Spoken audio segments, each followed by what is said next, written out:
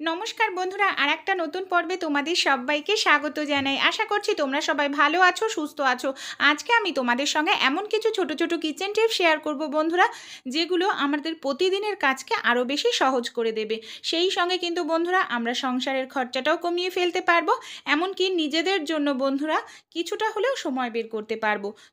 চলো তাহলে টিপসগুলি দেখে নিই। প্রথমে যে টিপসটি শেয়ার করছি বন্ধুরা, এখন তো নতুন আলু বাজারে এসে গেছে, কিন্তু নতুন আলুর খোসা ছাড়াতে গেলে বন্ধুরা খুবই সমস্যার মধ্যে পড়তে হয়।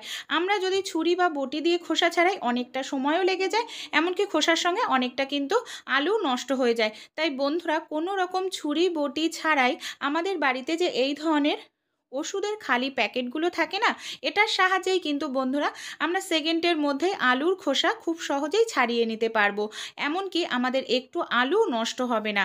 দেখো এইভাবে আমরা যদি একটুখানি কয়েক সেকেন্ড ডলতে থাকি না, আলুর খোসা আপনা আপনি উঠে যাবে, এমনকি আমাদের আলুটা পরিষ্কার হয়ে যাবে।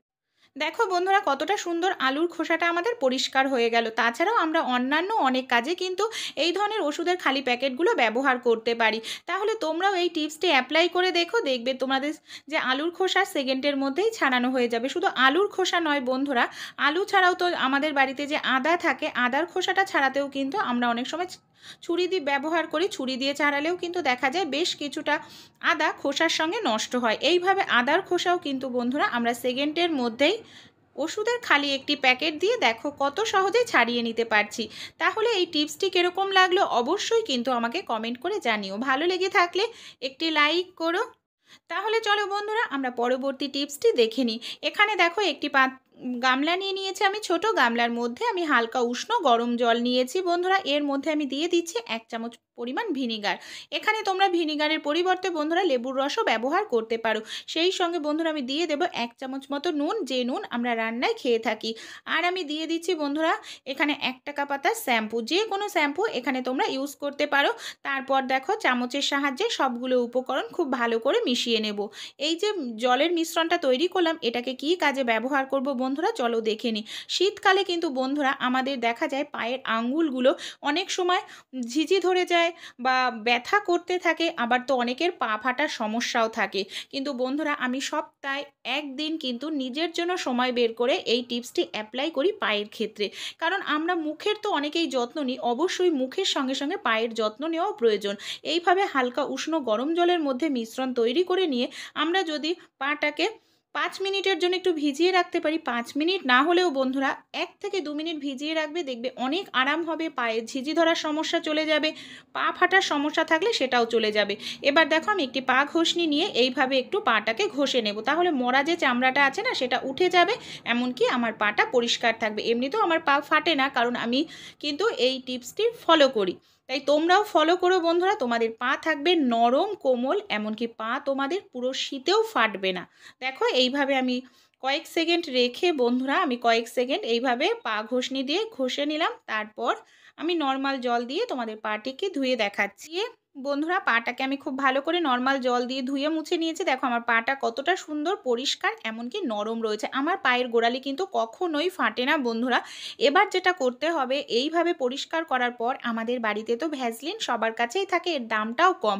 সামান্য পরিমাণ যদি এইভাবে আমরা পায়ের যে গোড়ালির দিক রয়েছে, পায়ের পাতার দিক এইভাবে লাগিয়ে নিই, তাহলে কিন্তু আমাদের পাটা নরম থাকবে। ছোট্ট টিপস কিন্তু ভীষণ উপকারী। অবশ্যই নিজেদের জন্য কিছুটা সময় বের করে এই টিপসটি অ্যাপ্লাই করো। টিপসটি যদি ভালো লেগে থাকে অবশ্যই একটি লাইক করো। তাহলে চলো পরবর্তী টিপসটি দেখে নিই। বন্ধুরা এই ধরনের মশা মারা তেল তো আমরা প্রত্যেকেই ব্যবহার করে থাকি, কিন্তু এর যে স্ট্রং গন্ধটা না অনেকেরই পছন্দ হয় না, এমনকি কাশি হতে শুরু হয়। তাই বন্ধুরা এর গন্ধটাকে কিন্তু আমরা চাইলে পাল্টাতেও পারি, এমনকি সেই সঙ্গে কিন্তু আমাদের ঘরের কোনো রকম রুম ফ্রেশনার প্রয়োজনই পড়বে না। এখানে দেখো তেলটাকে আমি খুলে নিলাম। তেলের যে এই ধরনের যে কাঠিটা থাকে বন্ধুরা, স্টিকটা, সেটাকেও দেখো এইভাবে নাড়িয়ে আমি খুলে নিচ্ছি। এর মধ্যে বন্ধুরা আমি একটি উপকরণ দিয়ে দেব। এখানে বন্ধুরা আমি নিয়ে নেব সামান্য পরিমাণ কর্পূর। কর্পূরের গন্ধ কিন্তু কম বেশি প্রত্যেকেরই পছন্দ হয়। শুধু গন্ধ নয় বন্ধুরা, এর কিন্তু উপকারিতা গুণও আছে। কর্পূর আমাদের ঘরের নেগেটিভ এনার্জি দূর করতে ভীষণ সাহায্য করে। তাই মশা মারার তেল তো আমরা প্রত্যেক বাড়িতেই ব্যবহার করে থাকি, সেই সঙ্গে সামান্য পরিমাণ যদি একটু কর্পূর মিশিয়ে দিই, তাহলে কিন্তু এর যে স্ট্রং গন্ধটা, যেটা অনেক অনেকের পছন্দ হয় না, গন্ধটাও চেঞ্জ হয়ে যাবে। এমনকি বন্ধুরা সেই সঙ্গে আমাদের ঘর বাড়ির থেকে নেগেটিভ এনার্জি, পোকামাকড় দূর করতেও ভীষণ সাহায্য করবে। এটা বন্ধুরা আমি তোমাদের ব্যবহার করেও দেখাচ্ছি। দেখো, নর্মাল আমরা যেরকমভাবে ব্যবহার করি মশা মারার এই তেলটি, সেরকমভাবেই ব্যবহার করব। এতে কিন্তু তোমরা 10 মিনিট ধরানোর পরেই দেখবে তোমাদের ঘর থেকে সুন্দর একটি মিষ্টি গন্ধ বের হচ্ছে, সেই সঙ্গে মশা, মাছি, অন্যান্য পোকামাকড়ও চলে যাবে। টিপসটি কিরকম লাগলো অবশ্যই কমেন্টে আমাকে জানিও। পরবর্তী টিপসটি তাহলে চলো দেখে নিই। বন্ধুরা, আমাদের মহিলাদের তো সংসারে অনেক কাজ থাকে, সবজি কাটা, মাছ ধোয়া, বিশেষ করে আমরা যখন এইভাবে ছুরি দিয়ে, বটি দিয়ে লঙ্কা কাটি বন্ধুরা, দেখা যায় লঙ্কা কাটার পর বন্ধুরা আমাদের হাতের আঙুলগুলো জ্বালা করতে থাকে। যতই আমরা সাবান দিয়ে, হ্যান্ড ওয়াশ দিয়ে হাতটা ধুই না কেন বন্ধুরা, জ্বালাটা কিন্তু কমতে চায় না।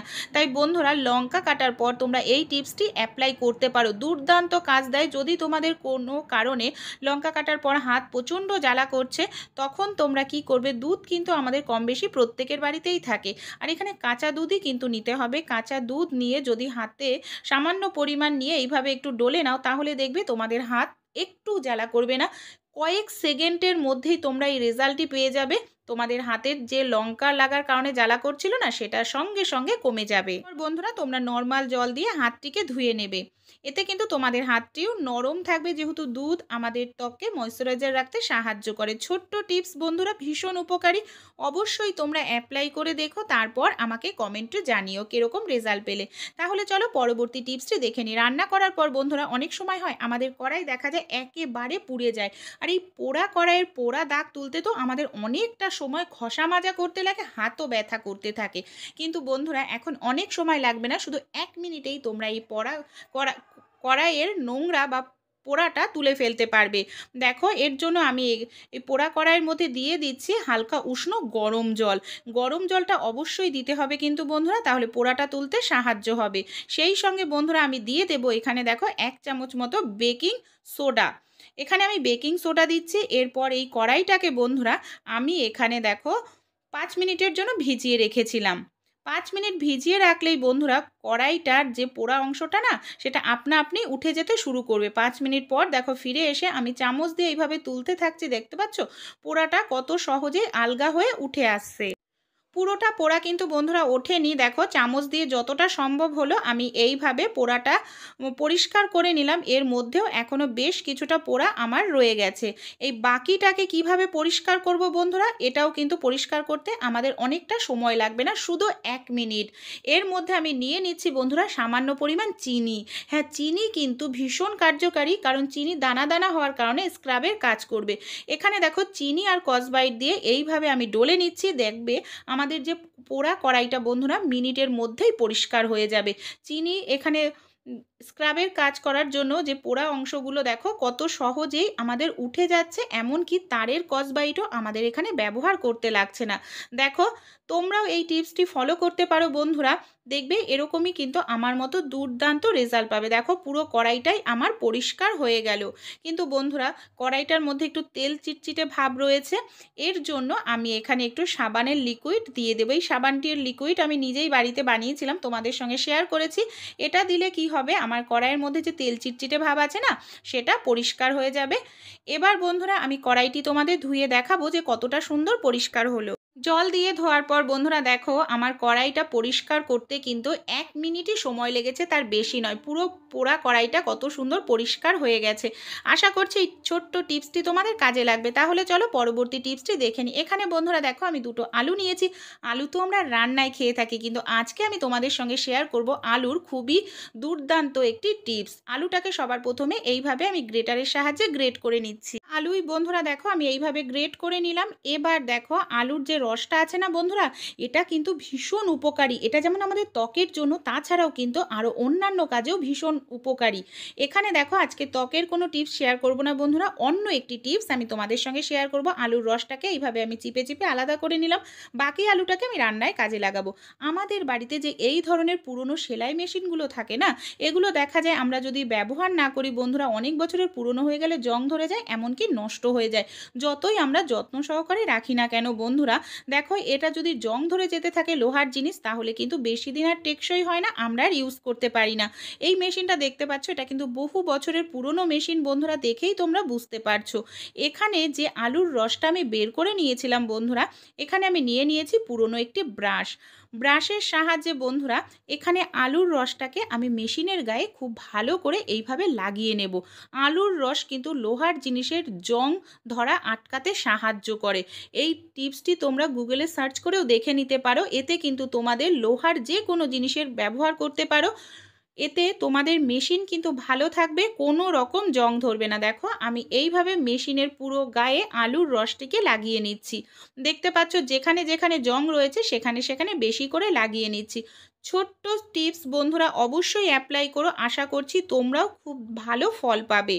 আর আমার এই টিপসগুলো তোমাদের কিরকম লাগলো বন্ধুরা, অবশ্যই কমেন্ট করে জানিও, তোমাদের বন্ধু বান্ধবদের সঙ্গে শেয়ার করো। টিপসটি ভালো লেগে থাকলে অবশ্যই একটি লাইক করো।